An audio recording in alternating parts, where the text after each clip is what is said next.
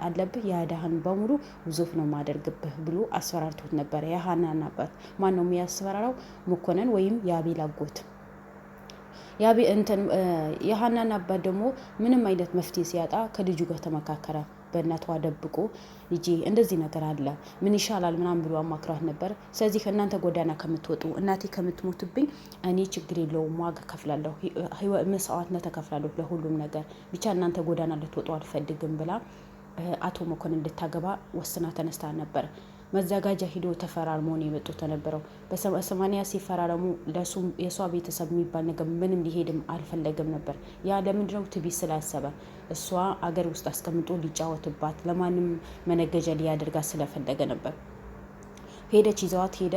ስለዚህ ሀናን ከእንግሊዝ ሀገር ወስደዋት ሳይሆን ኢትዮጵያ ውስጥ ነው ያስቀመጣት ነበረው። እንዳያችሁት ከትላንት ወደ ቪዲዮ ተለቅቄ ነበር።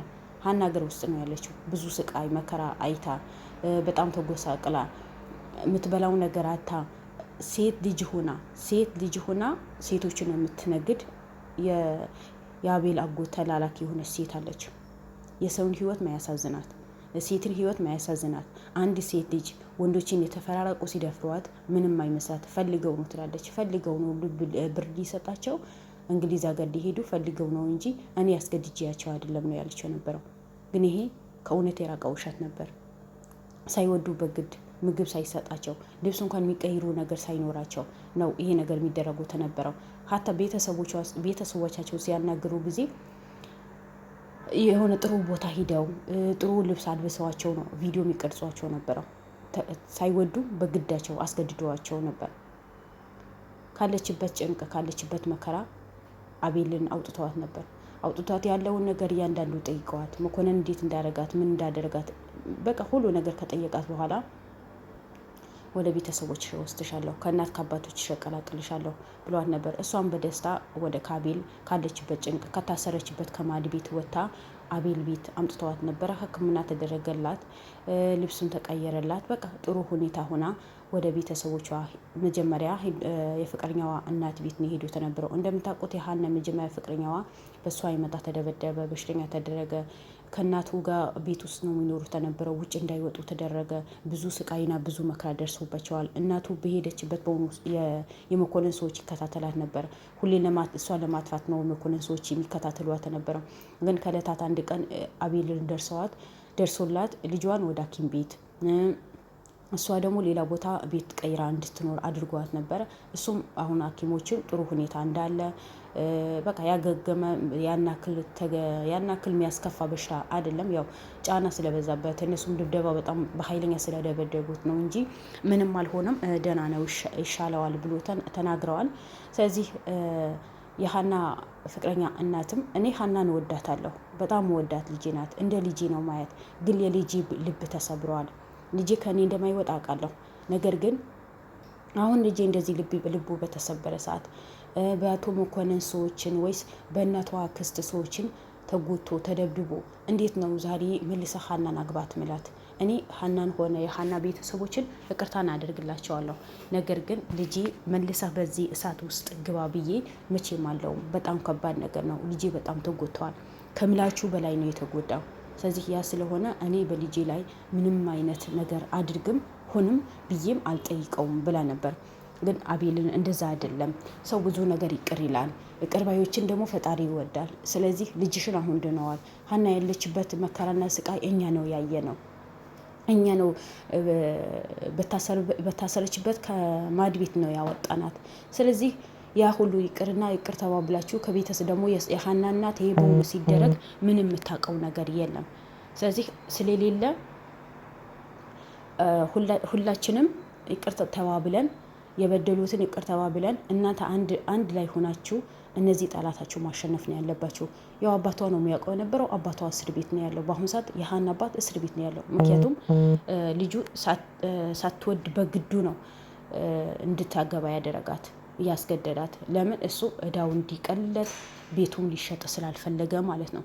ሁለተኛ ደግሞ ሚስትህን እገላታለሁ፣ ሚስትህን እንደዚህ ያረጋታለሁ ብሎ አቶ መኮንን ስለሚያስፈራራው ነው እንጂ እሱ እኩያዋ እንዳልሆነ አባቷ እንደሆነ ከአባቷ በእድሜ ከአባቷ እንደሚበልጥ ሁሉ ነገር ጠንቆ ያውቃል። ግን አስፈራርተውታል። እኔ በሀና አባት ምንም ነገር የምፈርደው ነገር የለም። ምክንያቱም መኮንን እጅ ወረጅም ነው። በዛ ልክ በሄደበት በሙሉ ሰው አለው። በሰው ያስፈራራቸዋል። ስለዚህ ያ ነገር እንዳይከሰትባቸው ሚስቱ እንዳይገልበት ደግሞ ልጅህን እምቢ ካለችኝ ደግሞ አጠፋታለሁ እንጂ መቼም ፍቅረኛዋ አግብታ አትኖርም፣ እኔ ስለመወዳት እኔ ብቻ ነኝ ማገባት ብሎ ነው ያሰራው። ስለዚህ አባት ነው። ልጁ ምንም ነገር ልትሆንበት ስለማይፈልግ ይሄ ነገር ሊያደርገው ይችላል። አባት አይደለም መቼም አባት በልጁ እኮ አይጨክንም። ስለዚህ እንደዚህ ነገራቶችን ስላሉ በሀና አባት ያናገር የሚፈረድበትም ነገር አይደለም። የሀና እና ደግሞ ምን የምታውቀው ነገር አልነበረም። ይቅርታን አድርጋ ከሀና ፍቅረኛ ጋር አብረው ከሀና ፍቅረኛ እናት ጋር ይቅርታን ተደራርገው አንድ ላይ ቁጭ ብለው ያለውን ነገር አንድ ላይ እንዲጨርሱ የሀና ፍቅረኛ ደግሞ ከሐኪም ቤት ሲወጣ ጊዜ ሀና መጣች። በጣም ነው እናቷ ደስተኛ የሆነችው። አለቀሰች። ተያይዙ ነው ያለቀሱት።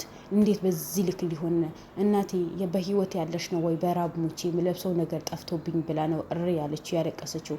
የሀና ፍቅረኛ እናትም እንደዛ ልጄ፣ እኔ እኮ እንደ ልጄ ነው ማይሽ ነበረው። በቃ ያኔ አቤል ሰርፕራይዝ ነው ያደረጋቸው። የሀና ጓደኛ ትመጣለች ስለ ሀና አንዳንድ ነገር ትነግረን፣ ስለዚህ ፈቃደኛ ናቸው ተብሎ ተጠይቀው አዎ ፈቃደኛ ነን፣ ስለ ሀና ብቻ ጥሩ ነገር ትንገረን እንጂ እኛ ችግር የለብንም። የሀና እንግሊዝ ሀገር እንደሄደች ነው የምናውቀው። ስለዚህ አገር ውስጥ ትሆን እንግሊዝ ትሆን አናውቅም። ግን የሀና እናት ምናለች? እንዴት ውጭ ሀገር ሆና እንደዚህ ጉስቁስ ትወጣለች ማለት ሰውነቷ ከሰውነቷ። ስለዚህ ውድ ቤተሰቦቼ ሀናም እኔ አሁን ካለሁበት ችግር ወጥቼ ያለው የፍቅረኛዬም አባት የፍቅረኛዬም እናት የፍቅረኛዬም ይቅርታ ጠይቄ ከፍቅረኛዬ ጋር መኖር ነው የምፈልገው አለች። የአቤል ደጋግማ ማመስገን ጀመረች። አቤል በጣም ደስ አለው። እኔም ከቤተሰቦቼ እንደዚህ ሰላም መፈጥርበት ጊዜ ናፍቆኛል ነው ያለው። በቃ እንደዚህ ሁሉም የተበታተነ አሁን በዚህ ኬዝ በሙሉ ከቤተሰብ ጋር በሙሉ ተጋጭቻለሁ። ከዛ ቤተሰብ ጋር እንዲህ ሁሉ ነገር እውነቱ ወጥቶ ተሰባስበን ሰላም የምናወርድበት ቀን እናፈቀኝ ነው ያለው። በጣም ነው ያሳዘነኝ። ለከ በዚህ ልክ ልቡ ተሰብረዋል። በዚህ ልክ ነው አጎቱ ልቡን የሰበረው። ለብር ብሎ ልቡ ሰብሮታል። እናቱም አልተረዳችውም። ምክንያቱም እሷ ወንድሟ ትክክል የሚሰራ ነው የመሰላት፣ ግን ወንድሟ የወንጀል ጣንሻሽና በሴት ህይወት ላይ የሚጫወት የሰውን ህይወት ምንም አይመስለው። ብር ካገኘ በኋላ ሌላው የሚያስደስተው ብር ብቻ ስለሆነ ስለ ብር ብቻ ነው የሚያወራው። በቃ ስለ ብር። ሌላ ሰው ቢሞት ቢርበው ቢጠማው ምንም ቦታውም አይደለም በምንም ነገር። በዚህ ልክ ደግሞ በሰው ልጅ ላይ መጨከን በጣም ነው የሚያስጠላው። ሰው በመሆኑ ብቻ ስናከብረው ደስ ይላል።